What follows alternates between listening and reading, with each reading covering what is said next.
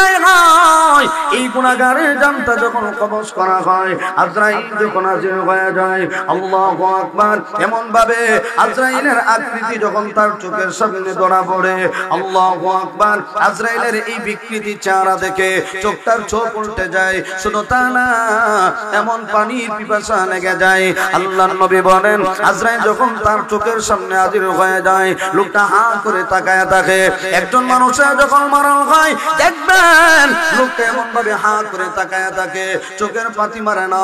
সন্তান ডাক দিয়ে কয়, আম্মা গো, কেন এমন ভাবে তাকায় আছেন? ও আব্বা, কেন এমন ভাবে তাকায় আছেন? কিছু খাইবে নাই? সন্তানগুলি মুখের মধ্যে পানি উঠায় দেয়, এই পানিটাও মুখের মধ্যে যায় না, এমন ভাবে আসাম। আল্লাহর নবী বলেন, 500 যখন হাজির হয়ে যায়, প্রত্যেকটা ফেরেশতার হাতের মধ্যে ডান্ডা থাকে, প্রত্যেকটা ফেরেশতার হাতের মধ্যে লাঠি থাকে আঘাত করার জন্য। এই গুনাহগারের জানটা যখন বের করা হয়, প্রথম শুরু থেকেই যখন আঘাত শুরু করে, আল্লাহু আকবার, এক একটা রং যখন টান দিয়েছি রে, আল্লাহর নবী বলেন, একটা জীবিত ছাগল থেকে যখন চামড়া উঠানো হয়, যেমন কষ্ট হবে, একটা গুনাহগারের জানটা যখন কবজ করা হয়, এই জীবিত ছাগলের চামড়া তুলতে যে পরিমাণ কষ্ট, এর চাইতে 1000 কোটি কোটি গুণ বেশি কষ্ট হবে একজন গুনাহগারের জানটা যখন কবজ করা হয়। এই জন্য আমার নবীজি বলেন, ও আমার উম্মতেরা শোনো, সাবধান, কবরের দিকে রওনা হওয়ার আগে তুমি কবরের সামানা জোগাড় করো, আর না হয় কবরে গেলে শান্তি পাইবা না। এমন ভাবে আযাব, এমন ভাবে কষ্ট তোমাকে দেওয়া হবে, এই কষ্ট তুমি সহ্য করতে পারবা না। নবীজি বলেন, যখন লোকটার দেহ থেকে রূহটা বের করা হয়, এই রূহটা ওই দেহটাকে ধিক্কার দিয়া কয়, আমি এতদিন পর্যন্ত তোর দেহের ভিতরে ছিলাম, আমি বড় কষ্টের ভিতরে ছিলাম, আজ থেকে আমি বিদায় হয়ে গেলাম, আমি তোর থেকে পবিত্র হয়ে গেলাম। আল্লাহু আকবার। এই দেহটা এত দুর্বল হয়, নবীজি বলেন, এই মৃত মানুষটাকে যখন গোসল করানো হয়, তার শরীরে যখন আঘাত করা হয়, সাবান দিয়ে যখন শরীরটা ঘষানো হয়, তখন ডাক দিয়ে কয়, আমার ধরিস না, বড় কষ্ট লাগে, বড় আঘাত লাগে, এত আঘাত আমার শরীরে পড়ছে, এত চিৎকার দিয়ে বলে, এর বড় দুনিয়ার কেউ শুনে না। আল্লাহর নবী বলেন, ওই লোকটা এমন ভাবে যখন বলে, আমাকে ধরবা না, বড় কষ্ট লাগে, তখন দুনিয়ার কেউ শুনে না, কেউ তার আওয়াজও বুঝে না। আল্লাহু আকবার। যখন জানাজার নামাজ পড়ায়া এবার কবর দিকে রওনা হয়ে যায়, আল্লাহর নবী বলেন, এই লোকটা কয়, আমার নিও না, কোথায় নিয়ে যাও? ও গ্রামবাসী, আমাকে কোথায় নিয়ে যাও? এই অন্ধকার কবরে আমি থাকতে পারবো না, আমার নিও না, এ সন্তান আমার নিস না। কিন্তু নবীজি বলেন, এই আওয়াজ যতই হোক না কেন, সন্তানও শুনে না, দুনিয়ার কোনো মানুষও শুনে না। আল্লাহু আকবার। যখন লোকটাকে কবরস্থ করা হয়, চিৎকার দিয়ে কয়, আমার কবরের ভিতরে একা রেখে চলে যায় না। শুধু তা না, নবীজি বলেন, কবরের ভিতরে যখন লোকটাকে রাখা হয়, মানুষ যখন 40 কদম চলে যায়, তখন মানুষের জুতার পায়ের আওয়াজ এই লোকটা শুনতে পারে। কবরের ভিতরে এই লোকটা মানুষের পায়ের আওয়াজ শুনতে পারে। আল্লাহর নবী বলেন, যখন মানুষ চলে যায়, 40 কদম চলে যাওয়ার পরে যখন ফেরেশতারা হাজির হয়ে যায়, দুইজন ফেরেশতা মুনকার নাকির যখন প্রশ্ন করে, মান রাব্বুকা ওয়া মা দীনুকা ওয়া মান হাযার রাজুলু বুইসা ফীকুম, এই প্রশ্নগুলি যখন করে, এই গুনাহগার বলবে, আল্লাহর নবী বলেন, হা হা, লা আদরি লা আদরি লা আদরি, আমি কিছুই জানি না, আমি কিছুই বুঝি না। কি তোমরা প্রশ্ন করো? মান রাব্বুকা, তোমার রবকে বলো। বলে, আমি কিছুই বুঝি না। ওয়া মা দীনুকা, তোমার দিন কি বলো? লোকটা বলে, আমি কিছুই বুঝি না। ওয়া মান নাবিয়ুকা, তোমার নবীর পরিচয় দাও। এমনি লোকটা বলে, আমি কিছুই বুঝি না। আল্লাহর নবী বলেন, এই তিন প্রশ্নের জবাব গুনাহগার যখন না দিতে পারবে, কবর থেকে তার হাসর শুরু হয়ে যায়। এমন ভাবে আযাব, বুখারী শরীফের রওয়ায়াতে আছে আল্লাহর নবী বলেন এই লোকটার কবরের মধ্যে দুই পাশে যে মাটি আছে এই দুই পাশের মাটি এমন জোরে আঘাত দিবে হাড্ডিগুলি চুরমার হয়ে যাবে লোকটা চিৎকার দিবে বাঁচাও আমাকে বাঁচাও দুনিয়ার কেউ শুনবে না সন্তান যাবে না আদরের বিবি যাবে না আদরের ভাই যাবে না বন্ধু বান্ধব কেউ যাবে না তাকে হেফাজত করার জন্য নবীজি বলেন দুই পাশের মাটি এমন জোরে আঘাত দিবে হাড্ডিগুলি চুরমার হয়ে যাবে নবীজি আরো বলেন বুখারীর রওয়ায়াতে আছে এই নাফরমান যখন তিন প্রশ্নের জবাব না দিতে পারবে দুই নম্বর আযাব হইল আসজাউল আকরা নামক বিষাক্ত একটা সাপ তার কবরের মধ্যে দেওয়া হয় এত বড় অজগর সাপ এই সাপটা এই গুনাহগারকে যখন চুবল মারবে আল্লাহর নবী বলেন এই সাপটা যখন একটা বার চুবল মারবে সঙ্গে সঙ্গে 70 হাত মাটির নিচে চলে যাবে নবীজি বলেন আবার উঠানো হবে আবার যখন চুবল মারবে আবার 70 হাত মাটির নিচে চলে যাবে এইভাবে কিয়ামত পর্যন্ত লোকটাকে আযাব দিতেই থাকবে নবীজি বলেন আরেকটা আযাব হইল জাহান্নামের আগুন তার কবরের মধ্যে দেওয়া হবে আল্লাহু আকবার এমন ভাবে আযাব যখন শুরু হয়ে যাবে নবীজি বলেন একজন গুনাহগার দুনিয়ার জমিন থেকে যখন বিদায় হয় লাঞ্ছিত অপমানিত হয়ে দুনিয়ার জমিন থেকে বিদায় হয় দুনিয়াতেও শান্তি নাই কবরে গেলেও শান্তি পাবে না আসর ময়দানেও শান্তি নাই এই জন্য নবী বলেন উম্মতেরা রে ঈমান আমল নিয়ে দুনিয়া থেকে রওনা হয়ে যাও আমিনু কামা আমানান নাস সাহাবীদের মতো তোমরা ঈমান আনো সাহাবীদের মতো তোমরা ঈমানকে মজবুত বানাও আমলকে মজবুত বানাও দুনিয়াতেও সম্মান পাইবা পরকালেও সম্মান পাইবা একজন নেককার বান্দা যখন দুনিয়ার জমিন থেকে বিদায় হয় আল্লাহর নবী বলেন যখন আজরাইল তার সামনে হাজির হয়ে যায় সুগ্রাণ লাগাইয়া সুন্দর পোশাক পরিহিত অবস্থায় যখন বান্দার সামনে হাজির হয়ে যায় 500 রহমতের ফেরেশতা নিয়ে যখন হাজির হয়ে যায় এমনি অবস্থায় আজরাইল তার চোখের সামনে জান্নাত তুলে ধরে আর ডাক দিয়ে বলে ও আল্লাহর বান্দা তুমি দুনিয়াতে অনেক কষ্ট করেছো ও আল্লাহর বান্দা তাকায় দেখো না জান্নাতের ভিতরে কত নিয়ামত আল্লাহ তোমার জন্য রাখছে সুবহানাল্লাহ বলে বলে এই জন্য আমার ভাই আল্লাহ রাব্বুল আলামিন বলেন ইন্নাল্লাযীনা ক্বালু রাব্বুনাল্লাহ সুম্মা ইসতাকামু তাতানাজ্জালু আলাইহিমুল মালায়েকা আল্লা তাখাফু ওয়া লা তাহজানু ওয়া আবশিরু বিল জান্নাহ ফেরেশতারা যখন হাজির হয়ে যায় যারা দুনিয়ার জমিনে থাকা অবস্থায় মরণের আগ পর্যন্ত আমার আল্লাহকে রব হিসাবে মেনেছে আল্লাহ রাব্বুল আলামিন বলেন আমার ওই বান্দা যখন দুনিয়ার জমিন থেকে বিদায় হয়ে যাবে আমি আল্লাহ ফেরেশতা পাঠিয়ে দেব তাতানাজ্জালু আলাইহিমুল মালায়েকা ফেরেশতারা যখন হাজির হয়ে যাবে এই ফেরেশতাগুলি আজরাইল এবং তার দলবল নিয়ে যখন হাজির হবে আল্লাহু আকবার নবীজি বলেন এই রহমতের ফেরেশতা ঈসা আল্লাহর বান্দার কানে কানে বলবে আল্লাহ তাখাফু ওয়া লা তাহজানু হে আল্লাহর বান্দা তোমার কোনো ভয় নাই তোমার কোনো টেনশন নাই ওয়া আবশিরু বিল জান্নাহ তুমি জান্নাতের সুসংবাদ গ্রহণ করো এই গ্যারান্টি দেওয়ার পরে জান্নাতের দিকে তাকার পরে আল্লাহু আকবার জান্নাতি মাল যখন তার চোখের সামনে তুলে ধরা হবে তখন বান্দা জান্নাতের নিয়ামতগুলির দিকে যখন তাকাবে আর এই অবস্থায় আজরাইল তার জানটা বের করে নিয়ে যাবে বান্দা টেরই পাবে না আল্লাহর নবী বলেন আমার আল্লাহ এই পবিত্র আত্মাওয়ালাকে তো সম্মান দান করে ইয়া আইয়াতুহান নাফসুল মুতমাইন্না ইরজিই ইলা রাব্বিকি রাদিয়াতাম মারদিয়া ফাদখুলি ফি ইবাদি ওয়াদখুলি জান্নাতি আল্লাহ রাব্বুল আলামিন বলেন ইয়া আইয়ুহান নাফসুল মুতমাইন্না, এ পবিত্র আত্মাওয়ালা আল্লাহ কোথায় যাব? ইরজিই ইলা রাব্বিকি রাদিয়াতাম মারদিয়া, এ বান্দা আয় তোর প্রভুর দিকে আয়, সন্তুষ্ট চিত্রে আয়। ফাদখুলি ফি ইবাদি ওয়াদখুলি জান্নাতি, আমি আল্লাহ তোর জন্য এত সুন্দর জান্নাত বানায় রাখলাম, এই জান্নাতটা তোর জন্য অনন্ত কালের জন্য বানায় রাখছি। আল্লাহ রাব্বুল আলামিন বলেন, আ'দাতু লিইবাদিয়াস সালিহিন মা লা আইনুন রাআত ওয়া লা উযুনুন সামিআত ওয়া লা খাতারা আলা কলবি বাশার।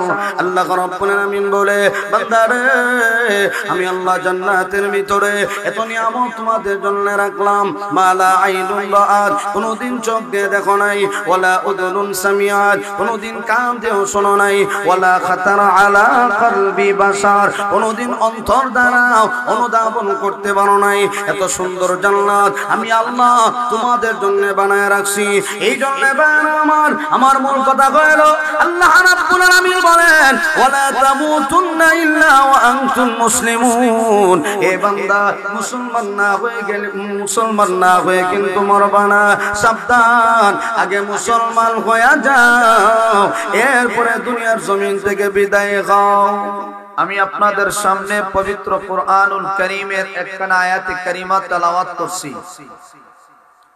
প্রিয় নবী সাল্লাল্লাহু আলাইহি ওয়াসাল্লামের অসংখ্য গণিত হাদিসের ভান্ডার থেকে ছোট্ট একখানা হাদিস আমি আপনাদের খেদমতে পাঠ করছি।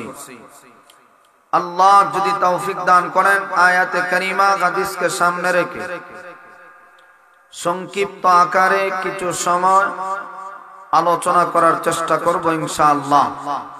আল্লাহ যেন আমাদের সবাইকে ইখলাসের নিয়তে কিছু কথা বলার শোনার, আমাদের সবাইকে আমল করার তৌফিক দান করেন। মহব্বতে বলি আমিন।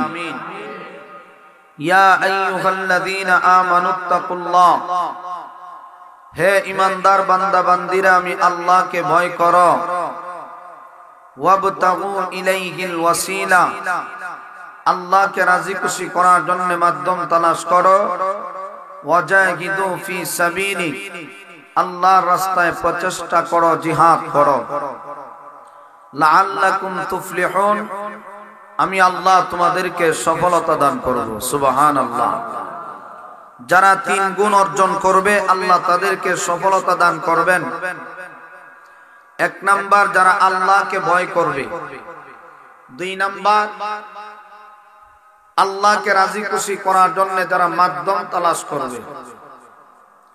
তিন নাম্বার, যারা আল্লাহ রাস্তায় জিহাদ করবে, প্রচেষ্টা করবে, মাদ্রাসা মসজিদের সহযোগিতা করবে।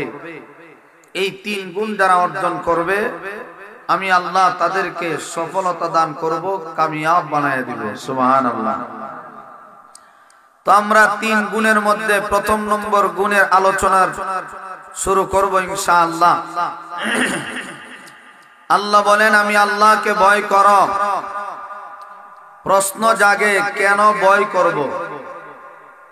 দুই নাম্বার, কিভাবে ভয় করব? তিন নাম্বার, ভয় করলে আমাদের লাভ কি হবে? কথাগুলি ঠান্ডা মাথায় বুঝবেন। আমি যে প্রশ্নগুলি আপনাদের সামনে উপস্থাপন করলাম, আল্লাহ বলেন আমি আল্লাহকে ভয় করো। প্রশ্ন নাম্বার 1, কেন ভয় করব? দুই নাম্বার, কিভাবে ভয় করব? তিন নাম্বার, আল্লাহকে ভয় করলে আমাদের লাভ কি হবে? মানুষ তো লাভের পাগল, যেই দিকে লাভ ওই দিকেই দৌড়ায়, ঠিক কিনা জোরে বলেন। এই জন্য এক নাম্বার, আল্লাহকে কেন ভয় করব এটা বুঝতে গিয়া কিছু উদাহরণ আমি আপনাদের সামনে তুলে ধরব। কোরআন হাদিস রিসার্চ করে যতটুকু বুঝলাম, এই পৃথিবীর জমিনে মানুষ একজন আরেকজনকে ভয় করে উল্লেখযোগ্য 4টা কারণ আছে। কয় কারণ? 4টা কারণে একজন আরেকজনকে ভয় করে। এক নাম্বার হইল যার ক্ষমতা বেশি, মানুষ তাকে ভয় পায়। যদি সঠিক বলি তাহলে হা না ঠিক বেঠিক বলবেন। ক্ষমতা যার বেশি লোকে তারে ভয় পায়। 2 নাম্বার, যার সৈনিক বেশি, যেই গোষ্ঠীর মধ্যে লাঠি বেশি এই গোষ্ঠীর সবাই ভয় পায়।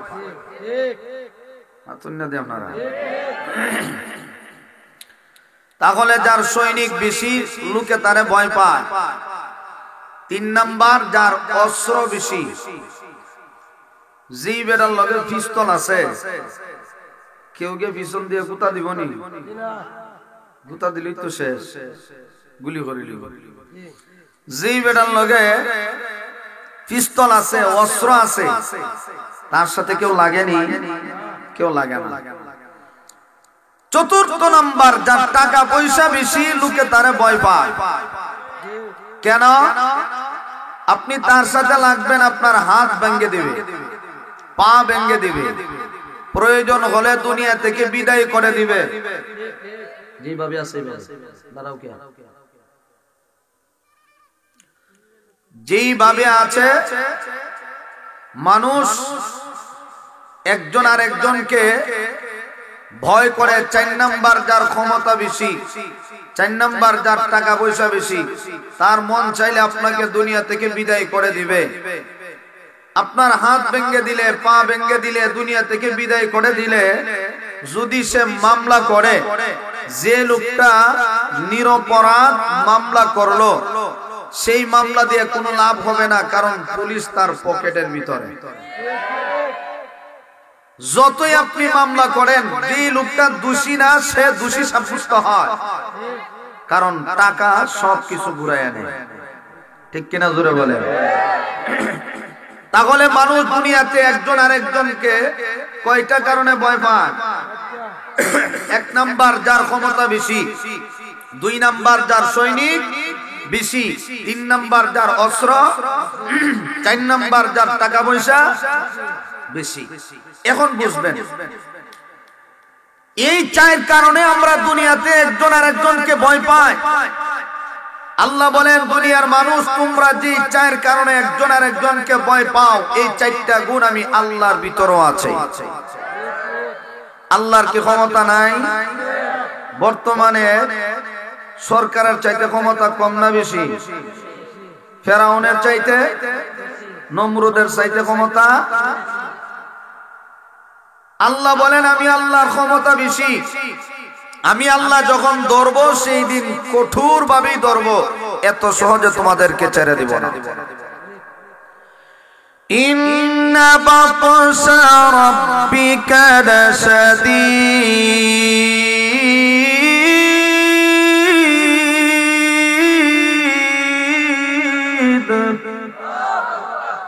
আল্লাহ বলেন, আমি আল্লাহর ধরা বড় কঠিন। আমি আল্লাহ যখন ধরে ফেলবো এত সহজে তোমাদেরকে ছাড় দিব না। এখন কেন ধরি না? বলে, আমি আল্লাহ তোমাদেরকে দুনিয়াতে সুযোগ দিলাম, স্বাধীনতা দিলাম, যে দিকে মনে চাই ওই দিকে যাও। যে লোকটা নামাজ পড়ে না, আল্লাহ যদি সাথে সাথে তারে ধরে ফেলে, তাহলে এই লোকটা আর কোনোদিন নামাজ ছাড়বনি, ছাড়তো না। এই জন্য আল্লাহ বলেন, আমি আল্লাহ তোমাদেরকে স্বাধীনতা দিলাম, নামাজ পড়লে পড়তে পারো, নাও পড়তে পারো, স্বাধীনতা তোমার। কিন্তু বান্দা, এই কথা স্মরণ রাখবা, আমি আল্লাহর কাছে তোমরা আবার ঘুরে আসতে হবে। দুনিয়া থেকে যত বড়ই টাকাওয়ালা হোক, যাওয়া লাগেনি। আরো জোরে বলেন, ওয়াগাদাইনাহুন নাজদাইন।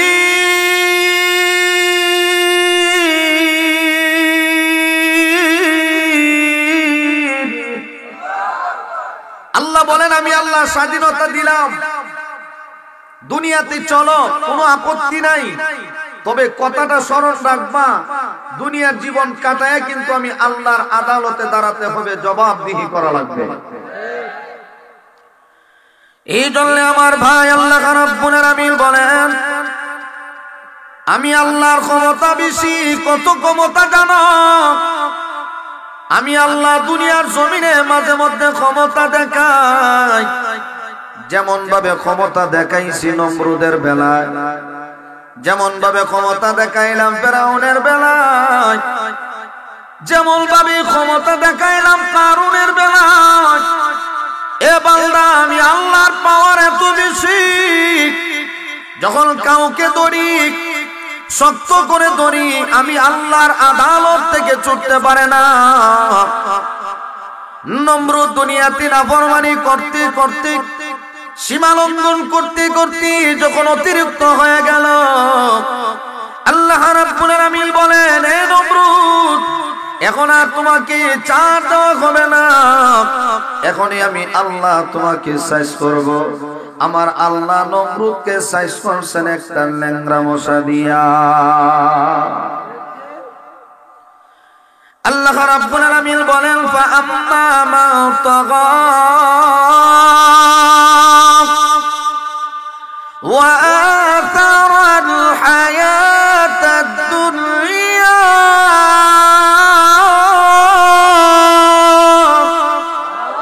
ফাইন্নাল জাহিমা হিয়াল মাওয়া।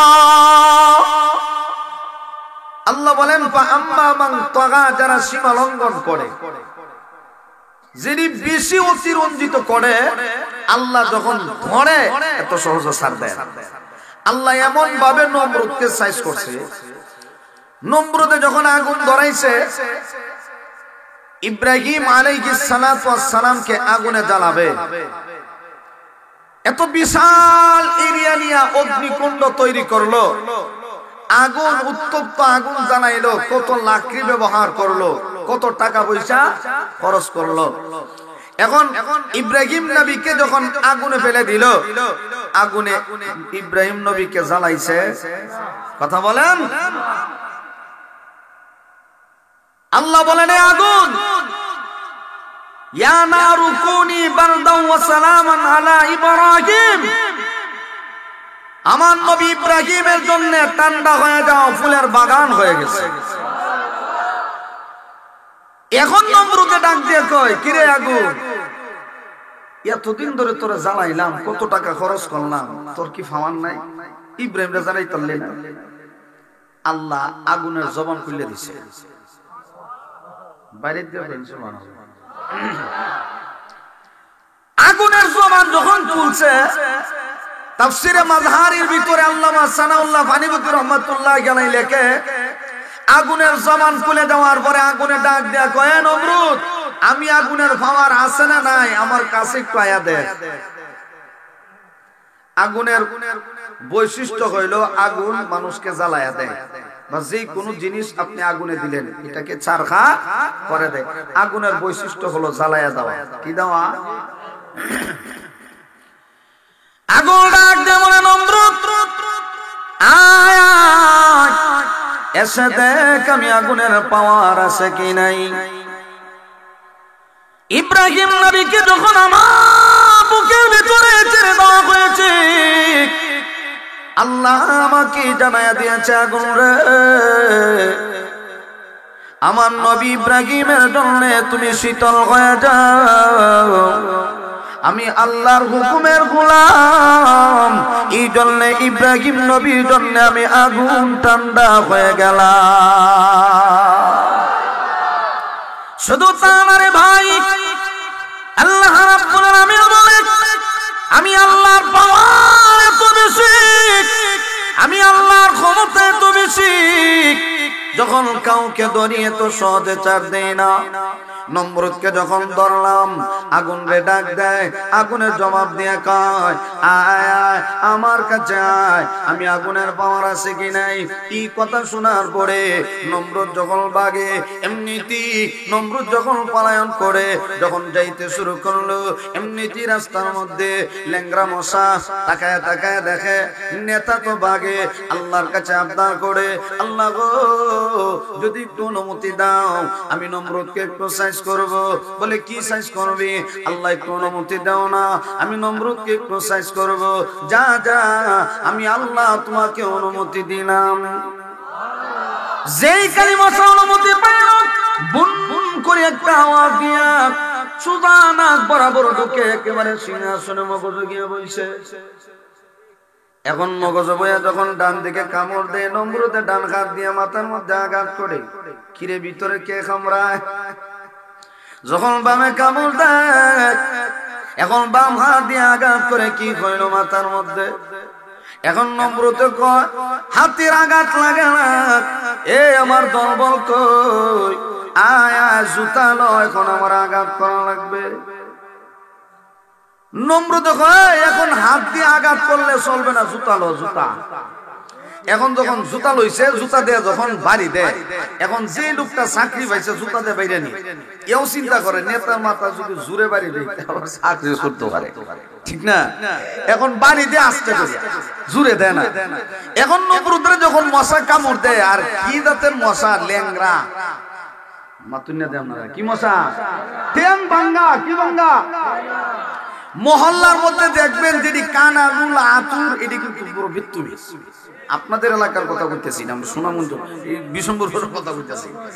যেটি ল্যাংরা কানা দেখে না চোখে, এটি বড় সমস্যা। ইমাম সাহেব পিছনে গুতা দেখো, ইমাম সাহেব নমাজ হয় না, এবারে দেহই কি তার নমাজ হইতো কিতা, এক চোখে দেখে আর এক চোখে দেখে না, ঠিক কিনা জোরে বলে? তো ল্যাংরা মশা আল্লাহ অনুমতি যেহেতু দিছ, একটু সাইজ করে লই ভালো করে। এখন যখন কামড় মারে, এখন নমরুদ যখন জুতার বাড়ি তোর লাগে না, এই তোর চাকরি শেষ, আরেকটারে ডাক দে। এখন যখন এটা সামনে আইছে, এখন মুকুল লো, মুকুল। এখন যখন মুকুল লইছে, এখন হেও বড় টেনশনে আছে, নেতার মাথার মধ্যে বাড়ি জুড়ে দিলে মাথা ফেটে গেলে গা চাকরি নেই। এখন মুকুল দিয়ে বাড়ি দিয়ে আসতে, নমরুদ দেখো এটা হইতো না, আর একটু জুড়ে দিবে, যেমনি দেখো এমনি দিবে। যখন বাম দিকে কামড় মারে, বাম দিকে বাড়ি দেয়, ডান দিকে কামড় দেয়, এখন ডান দিকে বাড়ি দেয়, পিছনে কামড় মারে, পিছনে বাড়ি দেয়। এখন বাড়ি তো আর জুড়ে দিলেও সমস্যা, ঠিক না? এখন নমরুদ দেখো যদি এখন জুড়ে বাড়ি না দিবে, তোর চাকরি শেষ, আর দরকার নেই। এখন সুযোগ পাইয়া যেই খালি মশা একেবারে সুজা মধ্যখান বরাবর একটা কামড় দিছে, আর এমন জোরে দিছে, এখন নমরুদ দেখো দে জুড়ে বাড়ি, যেই খালি কথা কইছে এমন জোরে বাড়ি দিছে, মাথার দুই টুকরা, নেতা নাই। আর মশাই দিকে সুযোগ পাইয়া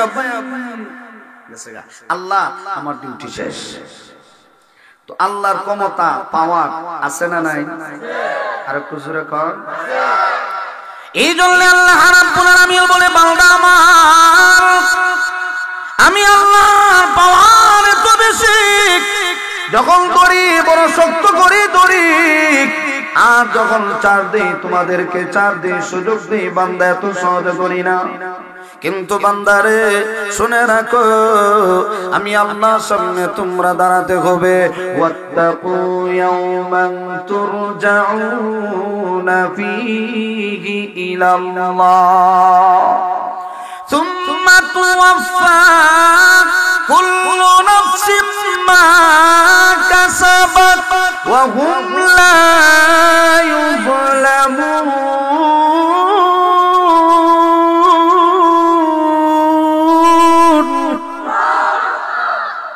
আল্লাহ বলে, ওয়াত্তাকু ইয়াওমান তুরজাউনা ফীহি ইলাল্লাহ, হে দুনিয়ার বান্দা বান্দীরা, ওই দিনকে ভয় করো যেই দিন আমি আল্লাহর কাছে তোমরা সবাই একত্রিত হওয়া লাগবে, যাওয়া লাগবে নি। এখন যদি কোন না আমার টাকা পয়সা বেশি, আমি টাকা দিয়ে দুনিয়াতে থেকে যাব, পাওয়ার আছে নি?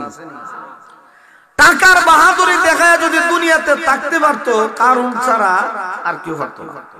আমরা মতো গরিব সে বুঝা মাঝে মধ্যে পারে না, ফকিন্নি। আমরা যে পরিস্থিতি, আমরা টাকা দিয়ে দুনিয়াতে বাঁচার কোন সুযোগ নেই, কারণই ভাবছি যে সম্পদ ছিল তা, ঠিক কিনা? যে টাকা পয়সা কারণের ছিল, আর কারো ছিল না।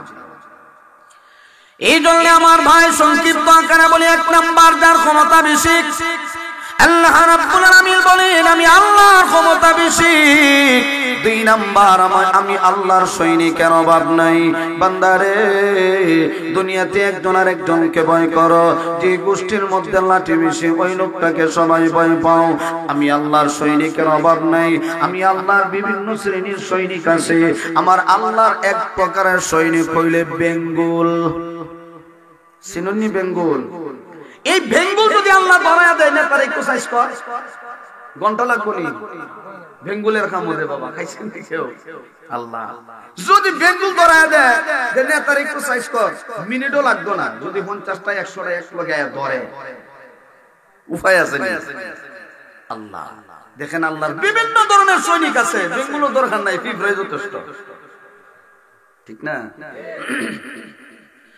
আল্লাহ রাব্বুল আলামিন বলে বন্ধু আমার আলাম তারা কাইফা ফাআলা রাব্বুকা বিআসহাবিল ফিল আলাম ইয়াজআল কাইদাহুম ফি তাদলিল وأرسل عليهم طيرا أبابيل ترميهم بحجارة من سجيل আল্লাহ রাব্বুল আলামিন বলে বন্ধু গো আপনি কি দেখেন না হস্তি বাহিনীর সাথে আমি কেমন ভাবে ব্যবহার করলাম যে হস্তি বাহিনী আমি আল্লাহর ঘর ভাঙার জন্য যাকে যাকে যখন এসেছিল আমি আল্লাহ ওই হস্তি বাহিনীকে এমন ভাবে ধ্বংস করে দিলাম আল্লাহু আকবার ওয়া আরসালা আলাইহিম তায়রান আবাবিল যখন তারা এসেছিল আমি আল্লাহ একদম যাকে যাকে পাখি পাঠায়া দিলাম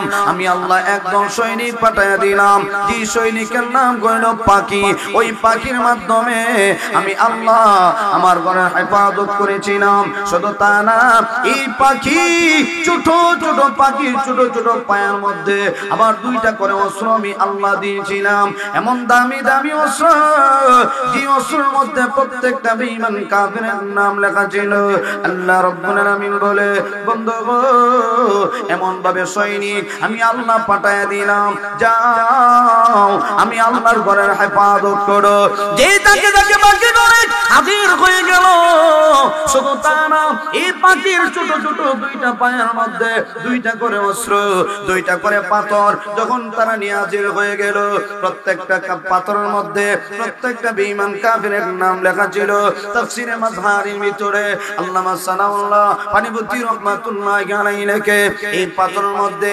প্রত্যেকটা বেঈমান কাফিরের নাম যে পাথরে যে কাফিরের নাম লেখা ছিল ওই পাথরটা উপর থেকে চারার পরে তার শরীরে গিয়ে পড়ছে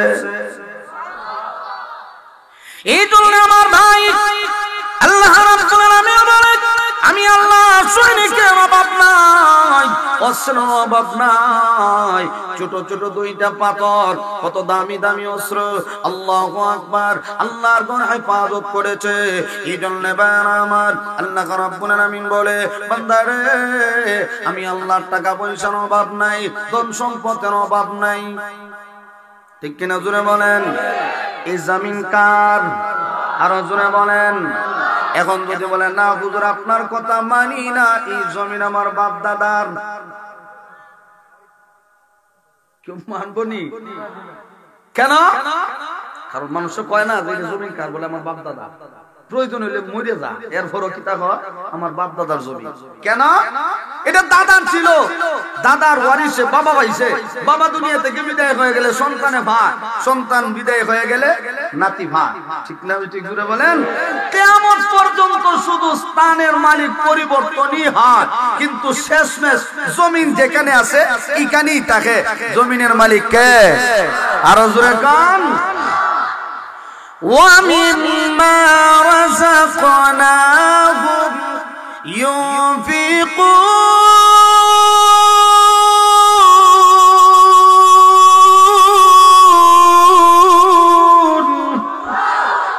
আল্লাহ বলে আমি আল্লাহর দেওয়া সম্পদ থেকে আমি আল্লাহর রাস্তায় খরচ করো সম্পদ কার এখন এই বৃহত্তর এটা কোম্পানিগঞ্জ এরিয়া পড়ছে নাকি পুরা কোম্পানিগঞ্জ এলাকার যত জায়গা আছে যদি একক একজনের মালিক হয় তার পাওয়ারটা কেমন কথা বলার টাইম আছে রাকিব আলী দারোয়ান জানি বন্ধু বান্ধবের সাথে জন্য কথা কওয়া যায় রাকিব আলী দারোয়ান জানা কারণ তার পাওয়ারই বেশি সম্পদ বেশি আর পুরা পৃথিবীর জমিনের মালিক কে আল্লাহর পাওয়ার কম না বেশি ভয় করব কাকে শরণ আসেনি এক নম্বর প্রশ্ন আল্লাহ বলেন আমি আল্লাহকে ভয় করো কেন করব প্রশ্ন বুঝছেন আল্লাহর 4টা গুণ আছে। আল্লাহ, আমরা দুনিয়াতে একজন আর একজনকে 4টা কারণে ভয় করি। আল্লাহ বলেন এই 4টা গুণ আমি আল্লাহর ভিতরে আছে, অতএব ভয় করো আমি আল্লাহকে। সুবহানাল্লাহ জোরে বলেন।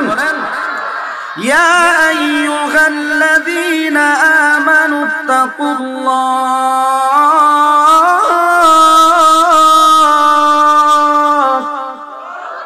হে ঈমানদাররা আমি আল্লাহকে ভয় করো। 2 নাম্বার প্রশ্ন করেছিলাম কিভাবে ভয় করব।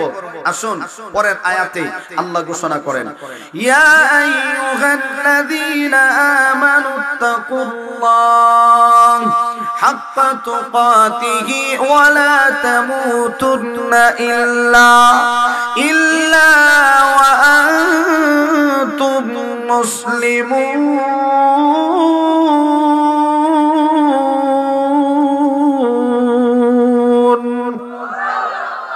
আল্লাহ বলে হে ঈমানদার বান্দা বান্দীরা আমি আল্লাহকে ভয় করো, হাক্কা তুকাতি ভয় করার মতো ভয় করো, ওয়ালা তামুতুন্না ইল্লা ওয়া আনতুম মুসলিমুন, সাবধান মুসলমান না হয়ে কিন্তু দুনিয়ার জমিন থেকে বিদায় হয়ো না। কথা কার? আল্লাহ। এই জন্য আমার ভাই আল্লাহ রাব্বুল আলামিন বলে মুসলমান না হয়ে মরবা না। তাহলে আমরা তো সবাই দাবি করি আমরা মুসলমান, আল্লাহ তো জানে আমরা কেমন মুসলমান, কেমন ইমানদার। নামাজ নাই, রোজা নাই, এরপর স্লোগান দেয় আমার মতো ইমানদার এই সমাজে আর কেউ নাই। আসানা জোরে আসানা নাই। শুধু তা না, কোন রকম যদি 2 ওয়াক্ত নামাজ জামাতের সাথে আদায় করতে পারে, দোকানের মধ্যে বসে বসে চা খায় আর পান খায়, আর কয়ের ইমানই নাই। কথা বল না, ফতোয়া দে কেন? তার হাওয়ারে বেশি 2 ওয়াক্ত নামাজ পড়ছে, এইজন্য আরেকজন লোক ইমানই নেই, নামাজ পড়ে না, ইমান আছে 2 ওয়াক্ত নামাজ। আর কিছু কিছু মুসল্লি তো এমন আছে সপ্তাহে একবার জুম্মা ছাড়া নামাজই পড়ে না, আছে না নাই? আর কিছু এমন আল্লাহওয়ালা বান্দা আছে 2 ঈদের নামাজ ছাড়া নামাজই নাই। আজকেও মসজিদে কইছে 2 ঈদের নামাজ ছাড়া সেজদা কি জিনিস বুঝোই না। এখন মাঝে মধ্যে গিয়া দেখবেন অনেক সময় জানাজার নামাজে বিপদে পড়ে গেলে মুয়াজ্জিন সাহেব কই আকামত দেয় না, এবারে নামাজে পড়ে না, তাই আকামত কোন জায়গায় দেয় না দেয় এটা তো জানে যে নামাজের পরে কি লাগে, আযানের পরে আকামত লাগে। এখন জানাজার নামাজে গিয়া কয় আকামত দেয় না। এটা হলো বছরে যারা নামাজ পড়ে 2 ঈদের নামাজ, এরা এই জ্ঞান জামলা করে, ঠিক কিনা জোরে বলে। আর অনেক নেতা বেতাও তো আছে, রাগ করবেন না, এটা বাস্তব কথা। অনেক নেতারাও এমন আছে নামাজ পড়ে ঠিক, কিন্তু মসজিদে যা তাও টুপি, এত টাকা ইনকাম করে টুপি নেই। এখন মুয়াজ্জিন সাহেবের টুপিটা মাথা তুলে নামাজ পড়ে এরপরে আবার দিয়া আছে না নাই? আল্লাহ এত টাকা ইনকাম করে এরপর একটা টুপি 200 টাকা তো লইতে পারে না। এই জন্য আমার ভাই আল্লাহ রাব্বুল আলামিন বলেন মুসলমান না হয়ে মরবা না। আমরা যতই দাবি করি আমার মতো ইমানদার সমাজের ভিতরে আর কেউ নাই। আল্লাহ রাব্বুল আলামিন বলেন আমিনু কামা আমানান নাস, ও ইমানদারেরা তোমরা ঈমান আনো সাহাবায়ে কেরামের মতো ঈমান, তোমরা সাহাবীদের মতো ঈমান আনো। আল্লাহ তো জানে আমরা কেমন ঈমানদার, এইজন্য আল্লাহ আমাদেরকে ঈমানদার আমরা দাবি করি। এরপরও আল্লাহ বলে ও ঈমানদারেরা তোমরা ঈমান আনো সাহাবায়ে কেরামের মতো ঈমান, কারণ সাহাবায়ে কেরামের যেমন ছিল ঈমান তেমন ছিল তাদের আমল। আল্লাহু আকবার। আল্লাহ রাব্বুল আলামিন বলে রাদিয়াল্লাহু আনহুম ওয়া রাদু আনহু যালিকা লিমান খাশিয়া রাব্বা। আল্লাহ রাব্বুল আলামিন বলে আমি সাহাবীদের প্রতি সন্তুষ্ট, সাহাবীরা আমি আল্লাহর প্রতি সন্তুষ্ট। এই জন্য ভাইরা আমার সাহাবীদের মতো ঈমান আনার জন্য আল্লাহ রাব্বুল আলামিন আমাদেরকে দাওয়াত করে, ওই ইমানদারেরা তোমরা সাহাবীদের মতো ঈমান আনো। এই জন্য ভাইরা আমার আল্লাহ জানায়া দেয়, ওয়ালা তামুতুন্না ইল্লা ওয়া আনতুম মুসলিমুন। ইমানদারেরা রে, মুসলমান না হয়ে মরবা না, কারণ মুসলমান না হয়ে যদি মারা যাও অন্ধকার কবর, এই কবর আযাব সহ্য করতে পারবা না। আল্লাহর নবী বলেন, ইদা মাতাল ইনসান কামাত কিয়ামাতুহু।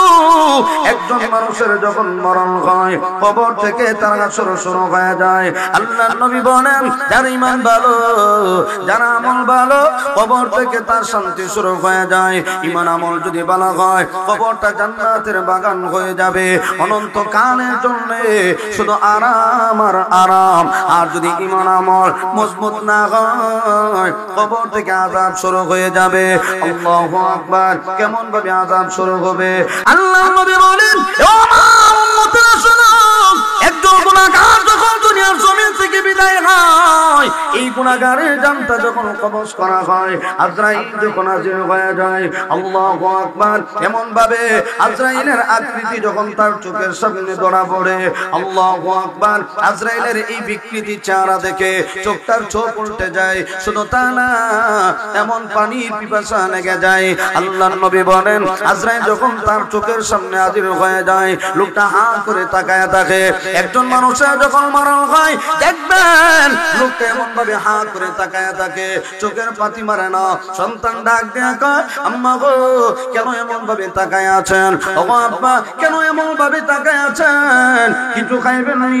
সন্তানগুলি মুখের মধ্যে পানি উঠায় দেয়, এই পানিটা মুখের মধ্যে যায় না, এমন ভাবে আযাব। আল্লাহর নবী বলেন, 500 যখন হাজির হয়ে যায়, প্রত্যেকটা ফেরেশতার হাতের মধ্যে ডান্ডা থাকে, প্রত্যেকটা ফেরেশতার হাতের মধ্যে লাঠি থাকে আঘাত করার জন্য। এই গুনাহগারের জানটা যখন বের করা হয়, প্রথম শুরু থেকেই যখন আঘাত শুরু করে, আল্লাহু আকবার, এক একটা রং যখন টান দিয়েছি রে, আল্লাহর নবী বলেন, একটা জীবিত ছাগল থেকে যখন চামড়া উঠানো হয় যেমন কষ্ট হবে, একটা গুনাহগারের জানটা যখন কবজ করা হয়, এই জীবিত ছাগলের চামড়া তুলতে যে পরিমাণ কষ্ট, এর চাইতে হাজার কোটি কোটি গুণ বেশি কষ্ট হবে একজন গুনাহগারের জানটা যখন কবজ করা হয়।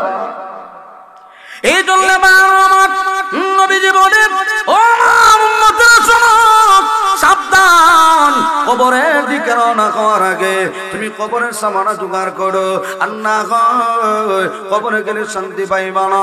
এমন ভাবে আযাব, এমন ভাবে কষ্ট তোমাকে দেওয়া হবে, এই কষ্ট তুমি সহ্য করতে পারবা না। নবীজি বলেন, যখন লোকটার দেহ থেকে রূহটা বের করা হয়, এই রূহটাও ওই দেহটাকে ধিক্কার দিয়া কয়, আমি এতদিন পর্যন্ত তোর দেহের ভিতরে ছিলাম, আমি বড় কষ্টের ভিতরে ছিলাম, আজ থেকে আমি বিদায় হয়ে গেলাম, আমি তোর থেকে পবিত্র হয়ে গেলাম। আল্লাহু আকবার। এই দেহটা এত দুর্বল হয়, নবীজি বলেন, এই মৃত মানুষটাকে যখন গোসল করানো হয়, তার শরীরে যখন আঘাত করা হয়, সাবান দিয়ে যখন শরীরটা গোছানো হয়, তখন ডাক দিয়ে কয়, আমার ধরিস না, বড় কষ্ট লাগে, বড় আঘাত লাগে, এত আঘাত আমার শরীরে পড়ছে, এত চিৎকার দিয়ে বলে, এরপর দুনিয়ার কেউ শুনে না। আল্লাহর নবী বলেন, ওই লোকটা এমন ভাবে যখন বলে, আমাকে ধরবা না, বড় কষ্ট লাগে, তখন দুনিয়ার কেউ শুনে না, কেউ তার আওয়াজও বুঝে না। আল্লাহু আকবার। যখন জানাজার নামাজ পড়ায়া এবার কবর দিকে রওনা হয়ে যায়, আল্লাহর নবী বলেন, এই লোকটা কয়, আমার নিও না, কোথায় নিয়ে যাও? ও গ্রামবাসী, আমাকে কোথায় নিয়ে যাও? এই অন্ধকার কবরে আমি থাকতে পারবো না, আমার নিও না, এ সন্তান আমার নিস না। কিন্তু নবীজি বলেন, এই আওয়াজ হোক না কেন, সন্তানও শুনে না, দুনিয়ার কোনো মানুষও শুনে না। আল্লাহু আকবার। যখন লোকটাকে কবরস্থ করা হয়, চিৎকার দিয়ে কয়, আমার কবরের ভিতরে একা রেখে চলে যায় না। শুধু তা না, নবীজি বলেন, কবরের ভিতরে যখন লোকটা লোকটাকে রাখা হয়। মানুষ যখন 40 কদম চলে যায় তখন মানুষের জুতার পায়ের আওয়াজ এই লোকটা শুনতে পারে। কবরের ভিতরে এই লোকটা মানুষের পায়ের আওয়াজ শুনতে পারে। আল্লাহর নবী বলেন যখন মানুষ চলে যায় 40 কদম চলে যাওয়ার পরে যখন ফেরেশতা নাযিল হয়ে যায়, দুইজন ফেরেশতা মুনকার নাকির যখন প্রশ্ন করে মান রাব্বুকা ওয়া মা দীনুকা ওয়া মান হাযার রাজুল বুইসা ফীকুম, এই প্রশ্নগুলি যখন করে এই গুনাহগার বলবে, আল্লাহর নবী বলেন হা হা লা আদরি লা আদরি লা আদরি, আমি কিছুই জানি না, আমি কিছুই বুঝি না। কি তোমরা প্রশ্ন করো? মান রাব্বুকা, তোমার রবকে বলো। বলে আমি কিছুই বুঝি না। ওয়া মা দীনুকা, তোমার দিন কি বলো? লোকটা বলে আমি কিছুই বুঝি না। তোমার নবীকা, তোমার নবীর পরিচয় দাও। এমনি লোকটা বলে আমি কিছুই বুঝি না। আল্লাহ নবী বলেন এই তিন প্রশ্নের জবাব গুনাহগার যখন না দিতে পারবে কবর থেকে তার হাসর শুরু হয়ে যায়। এমন ভাবে আযাব বুখারী শরীফের riwayate আছে। আল্লাহর নবী বলেন এই লোকটার কবরের মধ্যে দুই পাশের যে মাটি আছে, এই দুই পাশের মাটি এমন জোরে আঘাত দিবে হাড্ডিগুলি চুরমার হয়ে যাবে। লোকটা চিৎকার দিবে বাঁচাও, আমাকে বাঁচাও। দুনিয়ার কেউ শুনবে না, সন্তান যাবে না, আদরের বিবি যাবে না, আদরের ভাই যাবে না, বন্ধু বান্ধব কেউ যাবে না তাকে হেফাজত করার জন্য। নবীজি বলেন দুই পাশের মাটি এমন জোরে আঘাত দিবে হাড্ডিগুলি চুরমার হয়ে যাবে। নবীজি আরো বলেন বুখারীর riwayate আছে এই নাফরমান যখন তিন প্রশ্নের জবাব না দিতে পারবে 2 নম্বর আযাব হইল আসজাউল আকরা নামক বিষাক্ত একটা সাপ তার কবরের মধ্যে দেওয়া হয়। এত বড় অজগর সাপ, এই সাপটা এই গুনাহগারকে যখন চুবল মারবে, আল্লাহর নবী বলেন এই সাপটা যখন একটা বার চুবল মারবে সঙ্গে সঙ্গে 70 হাত মাটি নিচে চলে যাবে। নবীজি বলেন আবার উঠানো হবে, আবার যখন চুবল মারবে আবার 70 হাত মাটি নিচে চলে যাবে। এইভাবে কিয়ামত পর্যন্ত লোকটাকে আযাব দিতেই থাকবে। নবীজি বলেন আরেকটা আযাব হইল জাহান্নামের আগুন তার কবরের মধ্যে দেওয়া হবে। আল্লাহু আকবার। এমন ভাবে আযাব যখন শুরু হয়ে যাবে, নবীজি বলেন একজন গুনাহগার দুনিয়ার জমিন থেকে যখন বিদায় হয়, লাঞ্ছিত অপমানিত হয়ে দুনিয়ার জমিন থেকে বিদায় হয়, দুনিয়াতেও শান্তি নাই, কবরে গেলেও শান্তি পাবে না, হাসরের ময়দানেও শান্তি নাই। এই জন্য নবী বলেন উম্মতেরা রে, ঈমান আমল নিয়ে দুনিয়া থেকে রওনা হয়ে যাও। আমিনু কামা আমানান নাস, সাহাবীদের মতো তোমরা ঈমান আনো, সাহাবীদের মতো তোমরা ঈমানকে মজবুত বানাও, আমলকে মজবুত বানাও। দুনিয়াতেও সম্মান পাইবা, পরকালেও সম্মান পাইবা। একজন নেককার বান্দা যখন দুনিয়ার জমিন থেকে বিদায় হয়, আল্লাহর নবী বলেন যখন আজরাইল তার সামনে হাজির হয়ে যায়, সুগ্রাণ লাগাইয়া সুন্দর পোশাক পরিহিত অবস্থায় যখন বান্দার সামনে হাজির হয়ে যায়, 500 রহমতের ফেরেশতা নিয়া যখন হাজির হয়ে যায়, এমনি অবস্থায় আজরাইল তার চোখের সামনে জান্নাত তুলে ধরে আর ডাক দিয়ে বলে, ও আল্লাহর বান্দা তুমি দুনিয়াতে অনেক কষ্ট করেছো, ও আল্লাহর বান্দা তাকায় দেখো না জান্নাতের ভিতরে কত নিয়ামত আল্লাহ তোমার জন্য রাখছে। সুবহানাল্লাহ করে বলে। এই জন্য আমার ভাই আল্লাহ রাব্বুল আলামিন বলেন ইন্নাল্লাযীনা ক্বালু রাব্বুনাল্লাহ সুম্মা ইসতাকামু তাতানাজ্জালু আলাইহিমুল মালায়েকা আল্লা তাখাফু ওয়া লা তাহজানু ওয়া আবশিরু বিল জান্নাহ। ফেরেশতারা যখন হাজির হয়ে যায়, যারা দুনিয়ার জমিনে থাকা অবস্থায় মরণের আগ পর্যন্ত আমার আল্লাহকে রব হিসাবে মেনেছে, আল্লাহ রাব্বুল আলামিন বলেন আমার ওই বান্দা যখন দুনিয়ার জমিন থেকে বিদায় হয়ে যাবে, আমি আল্লাহ ফেরেশতা পাঠিয়ে দেব, তাতানাজ্জালু আলাইহিমুল মালায়েকা। ফেরেশতারা যখন হাজির হয়ে যাবে, এই ফেরেশতাগুলি আজরাইল এবং তার দলবল নিয়ে যখন হাজির হবে, আল্লাহু আকবার। নবীজি বলেন এই রহমতের ফেরেশতা ঈসা আল্লাহর বান্দার কানে কানে বলবে আল্লাহ তাখাফু ওয়া লা তাহজানু, হে আল্লাহর বান্দা তোমার কোনো ভয় নাই, তোমার কোনো টেনশন নাই। ওয়া আবশিরু বিল জান্নাহ, তুমি জান্নাতের সুসংবাদ গ্রহণ করো। এই গ্যারান্টি দেওয়ার পরে জান্নাতের দিকে তাকার পরে আল্লাহু আকবার, জান্নাতি উমা যখন তার চোখের সামনে তুলে ধরা হবে তখন বান্দা জান্নাতের নিয়ামতগুলির দিকে যখন তাকাবে আর এই অবস্থায় আজরাইল তার জানটা বের করে নিয়ে যাবে, বান্দা টেরই পাবে না। আল্লাহর নবী বলেন আমার আল্লাহ এই পবিত্র আত্মাওয়ালাকে তো সম্মান দান করে ইয়া আইয়াতুহান নাফসুল মুতমাইন্না ইরজিই ইলা রাব্বিকি রাদিয়াতাম মারদিয়া ফাদখুলি ফি ইবাদি ওয়াদখুলি জান্নাতি। আল্লাহ রাব্বুল আলামিন বলেন ইয়া আইয়াতুহান নাফসুল মুতমাইন্না, এ পবিত্র আত্মাওয়ালা আল্লাহ কোথায় যাব? ইরজিই ইলা রাব্বিকি রাদিয়াতাম মারদিয়া, এ বান্দা আয় তোর প্রভুর দিকে আয়, সন্তুষ্ট চিত্রে আয়। ফাদখুলি ফি ইবাদি ওয়াদখুলি জান্নাতি, আমি আল্লাহ তোর জন্য এত সুন্দর জান্নাত বানায় রাখলাম, এই জান্নাতটা তোর জন্য অনন্ত কালের জন্য বানায় রাখছি। আল্লাহ রাব্বুল আলামিন বলেন আ'দাতু লিইবাদিস সালিহিন মা লা আইনুন রাআত ওয়া লা উযুনুন সামিআত ওয়া লা খাতারা আলা কলবি বাশার।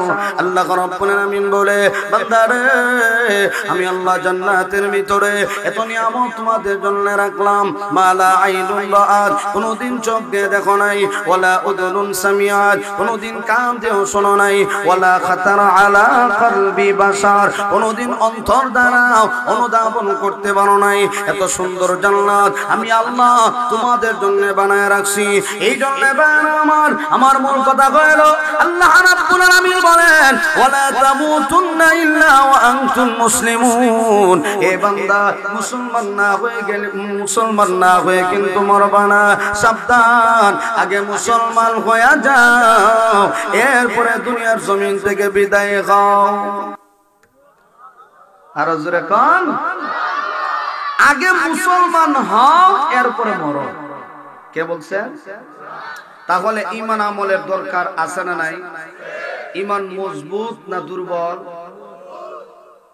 এখন যত নামাজ ছাড়ব তত ঈমান মজবুত হইব। হ্যাঁ, যত পড়ব তত মজবুত। সাহাবায়ে কেরাম যত ইবাদত করছে ঈমানি পাওয়ার এত বেশি ছিল, দুনিয়ার কোনো কিছুই কে তারা ভয় পাইছে। সুবহানাল্লাহ জোরে বলেন। এখন যদি হঠাৎ করে প্যান্ডেলের কোনো সিবা সাবা দিয়া যদি বাঘ ঢুকে, কোনো সুতা থাকবো না, জুতা মোজা ফালাইয়া দৌড়, আগে জান বাঁচায়, পরে জুতা গিয়া যদি ভাইতে ভাই আমরা বাঘ আইলে কেউ থাকবো নি? আল্লাহ। কিন্তু সাহাবায়ে কেরাম বাঘকে ভয় পাবে দূরের কথা, বাঘের উপরে উঠিয়া বিষাক্ত সাপে শাবুক বানাইয়া তারা সফর।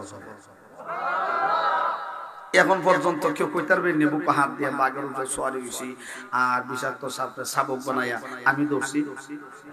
কেউ কইতে পারবে? ঈমানটা কেমন মজবুত হইছে? আল্লাহ। পাকিস্তানে কয়েকদিন আগে ফেসবুকের মধ্যে ভাইরাল হইছে এক আল্লাহর ওলি সিংহ রাস্তা দেখায় যায়। আল্লাহ, যদি আপনি আল্লাহর গোলামি করেন দুনিয়ার সব মাখলুক আপনার গোলামি করবে। মা খালাকাতুল জিন্না ওয়াল ইনসা ইল্লা লিয়াবুদুন।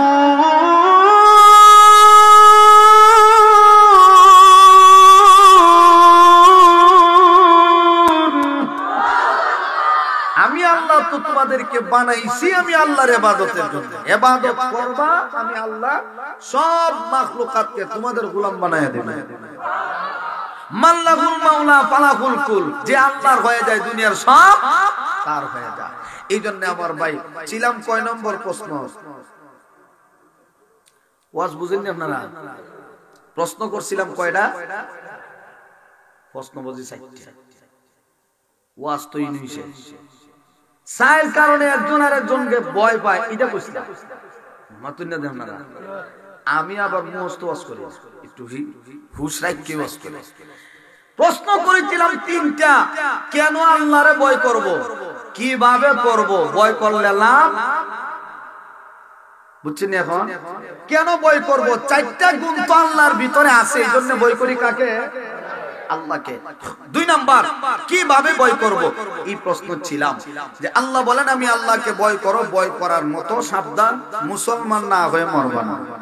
ঠিক কিনা জোরে বলেন। এখন তিন নাম্বার প্রশ্ন, ভয় করলে আমাদের লাভ কি হবে?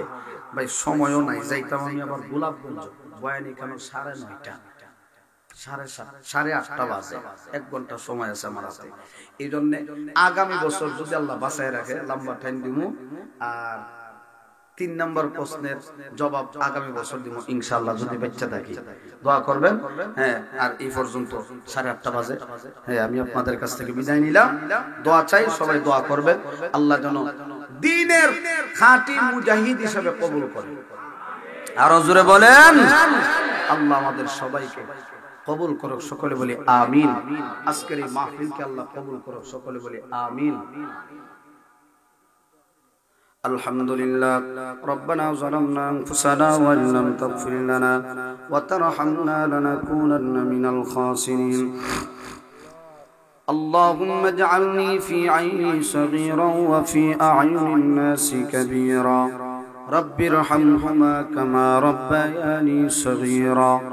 আয় আল্লাহ, আমি গুনাহগার তোমার মায়ার বান্দা বান্দীদেরকে নিয়াত বাড়াইছি, যার হাত তোমার দরবারে কবুল হয় তার হাতের উসিলা করে আমাদের জিন্দেগীর तमाम গুনাহগুলি maaf করে দাও। আল্লাহ আমাদের মা বাবাকে maaf করে দাও। আল্লাহ আমাদের দাদা দাদি নানা নানি শ্বশুর শাশুড়ি সবাইকে maaf করে দাও। আয় আল্লাহ, আমরা যারা হাত বাড়াইলাম আল্লাহ আমাদের কাউকে খানিয়াতে ফিরিয়ে দিও না। আয় আল্লাহ আমাদের সবাইকে তুমি maaf করে দাও। আল্লাহ আজকের এই মাহফিলকে কবুল করে নাও। আল্লাহ উলামা ইকরাম আলোচনা করছেন, আলোচনা করবেন, প্রত্যেককে তুমি কবুল করে নাও। আল্লাহ আমাদেরকে দ্বীনের জন্য কবুল করো। আল্লাহ রাস্তাঘাটে অ্যাক্সিডেন্ট করে মরণ দিও না, পানিতে ডুবায় মরণ দিও না, আগুনে পুড়ে মরণ দিও না গো আল্লাহ। আল্লাহ আমাদেরকে কুদরতে তুমি হেফাজত ফরমাও। আল্লাহ দ্বীনের জন্য তুমি কবুল করে নাও। আল্লাহ যুবক ভাইরা আয়োজন করছে, কবুল করে নাও। আল্লাহ অত্র এলাকার যত মূর্তিগান আছে তুমি মাফ করে দাও। আল্লাহ যারা জিন্দা আছে কামিল হাদায়াত নসিব ফরমাও। আমাদের সবাইকে বারবার হারামাইন শরীফ জিয়ারত নসিব ফরমাও।